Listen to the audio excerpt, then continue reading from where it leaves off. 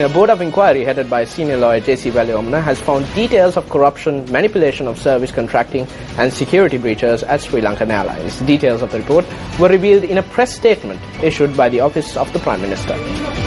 According to the press statement issued today, the panel headed by anti-corruption advocate and senior lawyer J.C. Valyomna has found instances of gross abuse of power by former chairman of SriLankan Airlines, Nishantha Wickramasinghe, whose pension for young air hostess cost the debt-ridden airline even more problems. The statement adds that the former government of Mahinda Rajapaksa made management changes to carry out a refleeting of the airline with brand new aircraft costing $2.3 billion. The Valyomna report recommends criminal investigations into the entire refleeting process and have noted instances where former chairman Nishantha Wickramasinghe should be prosecuted.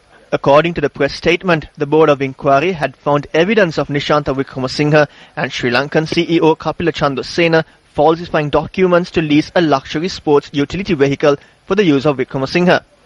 It adds that this vehicle was obtained in addition to a luxury Mercedes-Benz vehicle and a Prado super luxury vehicle. The report adds that the launch of an air taxi service, which was eventually abandoned, caused millions of dollars in losses to Sri Lankan Airlines. The press statement goes on to say that the management of Sri Lankan staff knowingly ignored conflict of interest in companies and individuals hired to advise the national carrier on procurements, leading to a reasonable assumption that they were all corrupt deals. The Valyomna report adds that a cabin crew member had been released from the airline to work at the Presidential Secretariat, following a request from then Presidential Secretary Lalit Wiratunga, however adds that she was released for Namal Rajapaksa's political work. The report adds that the crew member had been paid by the airline, including allowances for cabin work, although there is no explanation of what services she provided, except that she had been paid over 4.2 million rupees. The Board of Inquiry recommends that Sri Lankan Airlines take action to recover the overpaid amounts from the staff member and direct prosecutions of those who authorized misappropriation of public finances.